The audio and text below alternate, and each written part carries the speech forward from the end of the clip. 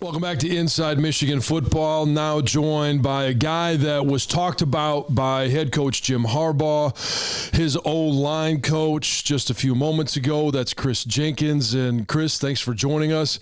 A lot of praise going around for you right now. How do you handle all of the good talk? The main important thing is to not get the big head. There's had a lot of success, but there's still we still got games left. We still got more to go. Haven't done what we wanted to do yet, so really just got to keep focusing forward and focus on the next game. Your thoughts after that last game? Obviously, a big win for Michigan. It was the first goal that Jim Harbaugh had talked about. That's beating Michigan State. You guys accomplished it, and I know you've had a chance to at least look at a little bit of the film.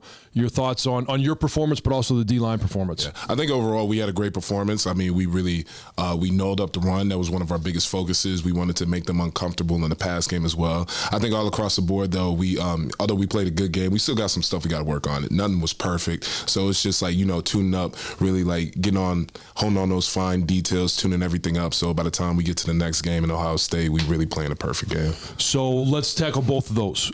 Through 8 games, what has gone well for the D-line? Really just our run wall and really setting up for passing situations, just letting everybody, go at the quarterback, make him uncomfortable. I think we're really doing a good job of stopping their run, stopping what they're good at, really trying to shut down their strengths and really set it up to work on our strengths and get after the quarterback. So, and now, I got to follow that up with what hasn't gone well. What do you guys need to continue to improve on? Honestly, we just need to continue to improve on tempo, just getting the calls quicker, just getting lined up quicker, not hesitating, just playing fast, playing sound. I think most of the time what really hurts ourselves is ourselves. So when we allow other teams to score, it's really something we're not doing right on our end. So it's really just fixing those mistakes and then getting on top of it and playing fast, having fun. You mentioned tempo, and I'm curious. Indiana played with fast tempo. At times, we saw Michigan State do it.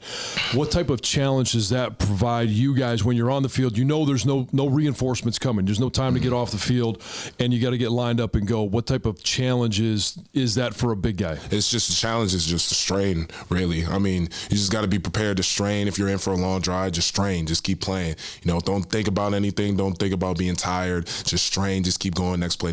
Get the next 3 and out. You and Mozzie Smith have been a really nice combo inside. What's it like playing next to a quote-unquote freak? Oh, it's amazing. It's amazing. Really just in the game, when you just look to your left, look to your right, you see someone like Mozzie lined up next to you, you can't help but feel amazing, man. I mean, it's just you already know you about to go into this game. It's we about to get after it. So so it's no better feeling. When you have those one-on-one matchups, it's a passing situation. What type of mindset do you put your hand in the ground with? Mindset is just get off as fast as possible. I really one of my goals is setting them up, making them afraid of my speed. So that opens up so many other options for me. So once they get afraid of their speed, then I can use power. Then I can, start to try and get inside, get outside. So really just set them up and then set up room for games where I can work with Mozzie, where I could work with the other DNs, where I can, we could work with each other and just make them as uncomfortable as possible. It feels like there are more games this year than there were last year. And is that a measure of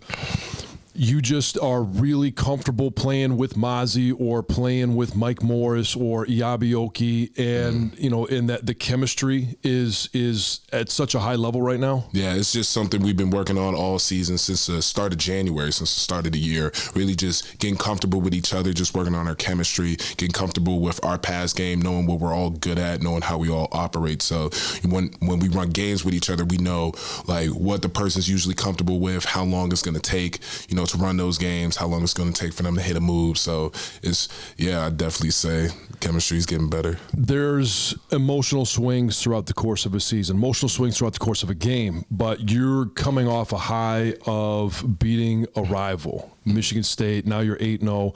How do you make sure that not just you, but your teammates don't have this drop-off going to Rutgers? We just got to lock in. I mean, usually today's coming in Monday, coming back in Tuesday. Today's are the days where we've enjoyed it. We've had Sunday Sunday to enjoy it, enjoy the day, enjoy the victory. But now we're moving on to the next team. Now we're moving on to Rutgers. And each team that we play, they're ready to ruin our season. They're ready to come after us. They're going to give us everything they've got. So it's really just focusing back in and respecting each team. So, we could go out there and take that respect away. So we could go out there and we could dominate. Obviously, an ugly situation at the end of the game. No comment necessary on the situation, but in the locker room, how do you guys handle that as a team? It's just something where we know that the coaches, we know that the staff always has our back, and we know they're always going to look after us. And we know Coach Harbaugh, he acknowledged the situation. He talked to us about it. He told us what he was about to do to get it handled, to make sure the situation got handled. And, as a team, we all believe him. We all follow him. That's our coach. So what he says, we know he's going to get it done. So. Well, Kris, appreciate it, and looking forward to see you play in Rutgers. Yes, sir, absolutely. We'll be back to wrap things up. This is Inside Michigan Football from Learfield.